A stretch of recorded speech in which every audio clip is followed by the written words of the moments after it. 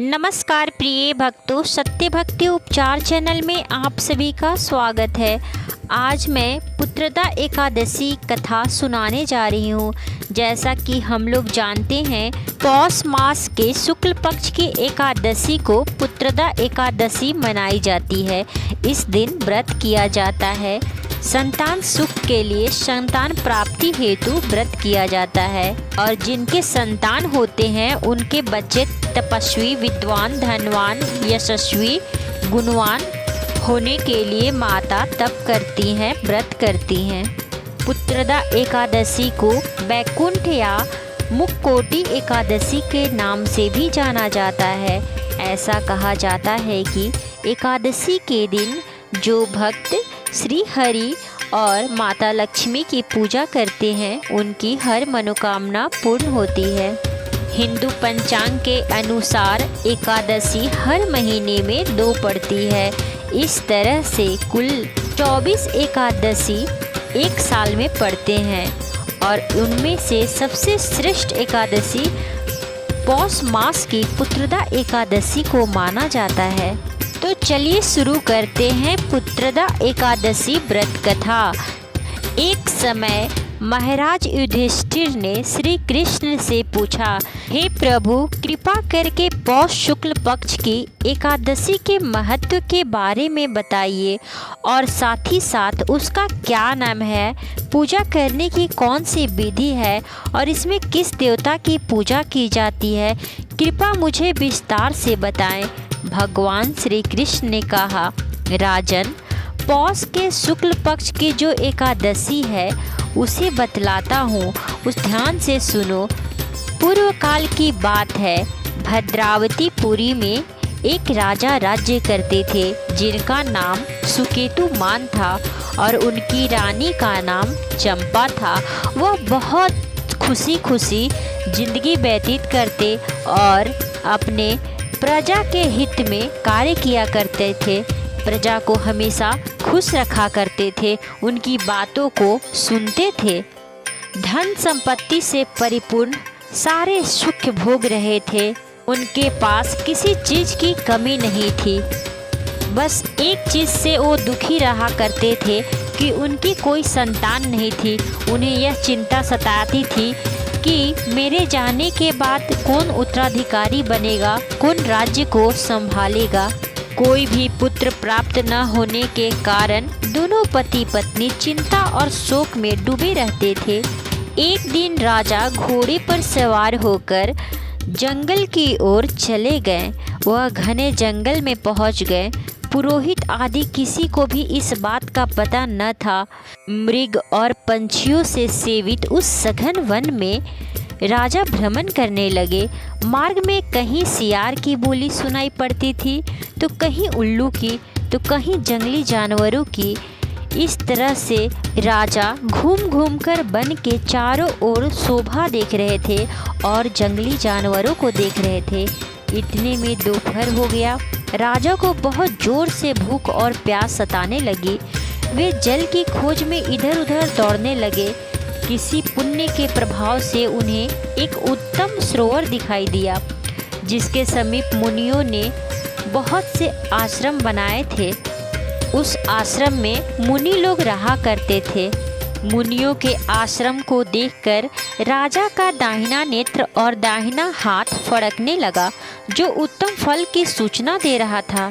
सरोवर के तट पर बहुत से मुनि वेद पाठ कर रहे थे, तपस्या कर रहे थे। उन्हें देखकर राजा को बहुत खुशी हुई और वह घोड़े से उतरकर मुनियों के सामने खड़े हो गए। राजा ने मुनियों को बार बार प्रणाम किए जा रहे थे, दंडवत किए जा रहे थे। मुनि बहुत उत्तम व्रत करने वाले प्रतापी थे और व्रतों का पालन करने वाले थे। जब राजा ने हाथ जोड़कर बार बार दंडवत किया तब मुनि को थोड़ी दया आ गई और बोले, राजन, हम लोग तुम पर प्रसन्न हैं। तब राजा ने प्रश्न किया कि आप लोग कौन हैं, आपके नाम क्या हैं तथा आप लोग किस लिए यहाँ एकत्रित होकर तपस्या कर रहे हैं, यह सब मुझे विस्तार से बताएं। मुनि बोले, राजन, हम लोग विश्वदेव हैं, यहाँ स्नान के लिए आए हैं माघ निकट आया है। आज से 5वें दिन माघ का स्नान आरंभ हो जाएगा। आज ही पुत्रदा नाम की एकादशी है। जो व्यक्ति पुत्रदा एकादशी व्रत करते हैं उन्हें पुत्र की प्राप्ति होती है। तब राजा ने मुनि से कहा, विश्वदेवगण, यदि आप लोग प्रसन्न हैं तो मुझे पुत्र दीजिए। मुनि बोले, राजन, आज के ही दिन पुत्रदा नामक एकादशी है।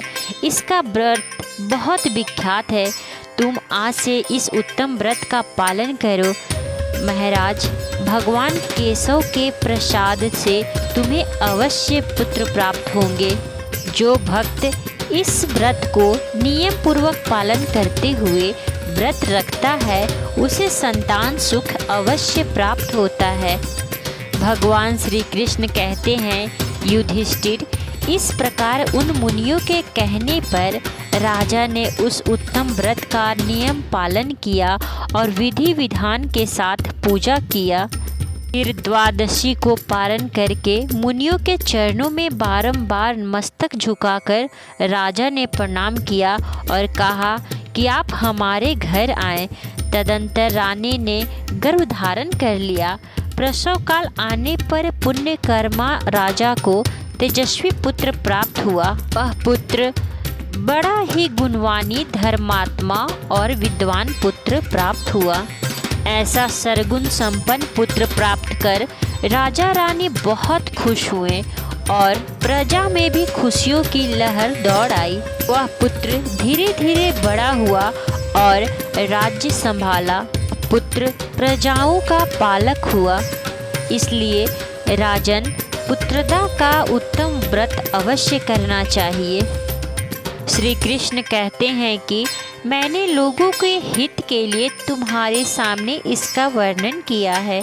जो मनुष्य एकाग्रचित होकर पुत्रदा का व्रत करते हैं, इस लोक में पुत्र पाकर अंत में मोक्ष की प्राप्ति करते हैं। जिस प्रकार भगवान विष्णु और माता लक्ष्मी ने राजा रानी को पुत्र यानी कि संतान सुख का आशीर्वाद दिया, ठीक उसी प्रकार जो भक्त श्रद्धा पूर्वक प्रेम पूर्वक इस पुत्रदा एकादशी व्रत रखते हैं उन्हें भी संतान की प्राप्ति हो और हर कामना पूर्ण हो। इस महात्म्य को पढ़ने और सुनने से अग्निष्टम यज्ञ का फल मिलता है। प्रेम से बोलिए भगवान विष्णु की जय, माता लक्ष्मी की जय। ओम जय जगदीश हरे, स्वामी जय जगदीश हरे। भक्त जनों के संकट, दास जनों के संकट क्षण में दूर करे। ओम जय जगदीश हरे। जो ध्यावे फल पावे, दुख बिन से मन का, स्वामी दुख बिन से मन का। सुख संपत्ति घर आवे, सुख संपत्ति घर आवे, कष्ट मिटे तन का। ओम जय जगदीश हरे। माता पिता तुम मेरे, शरण गहूँ मैं किसकी, स्वामी शरण गहूँ मैं किसकी। तुम बिनु और न दूजा, प्रभु बिनु और न दूजा। आस करूँ मैं जिसकी, ओम जय जगदीश हरे। तुम पूर्ण परमात्मा, तुम अंतर्यामी, प्रभु तुम अंतर्यामी। पारे ब्रह्मा परमेश्वरे, पारे ब्रह्मा परमेश्वर, तुम सबके स्वामी। ओम जय जगदीश हरे। तुम करुणा के सागर, तुम पालन करता, स्वामी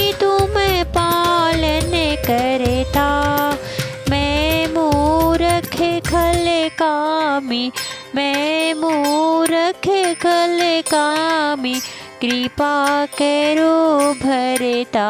ओम जय जगदीश हरे। तुम हो एक गोचर, सबके प्राणपति, स्वामी सबके प्राणपति। किस विधि मिलऊं दया मैं, किस विधि मिलऊं दया मैं, तुमको मैं कुमति। ओम जय जगदीश हरे। दीन बंधु दुख हरिता, तुम ठाकुर मेरे, स्वामी तुम ठाकुर मेरे। अपने हाथ उठाओ, अपने हाथ बढ़ाओ, द्वार बड़ा तेरे। ओम जय जगदीश हरे। विषय विकार मिटाओ, पाप हरो देवा, स्वामी पाप हरो देवा। श्रद्धा भक्ति बढ़ाओ, श्रद्धा भक्ति बढ़ाओ, संतन की सेवा। ओम जय जगदीश हरे। तन मन धन सब कुछ है तेरा, स्वामी सब कुछ है तेरा। तेरा तुझको अर्पण, तेरा तुझको अर्पण, क्या लागे मेरा। ओम जय जगदीश हरे। जगदीश्वर जी की आरती जो कोई नर गावे, स्वामी जो कोई नर गावे। कहते शिवानंद स्वामी, भजते शिवानंद स्वामी, मन वांछित फल पावे। ओम जय जगदीश हरे। ओम जय जगदीश हरे। स्वामी जय जगदीश हरे। भक्त जनों के संकट, दास जनों के संकट, क्षण में दूर करे। ओम जय जगदीश हरे। प्रेम से बोलिए श्रीमन नारायण की जय, माता लक्ष्मी की जय।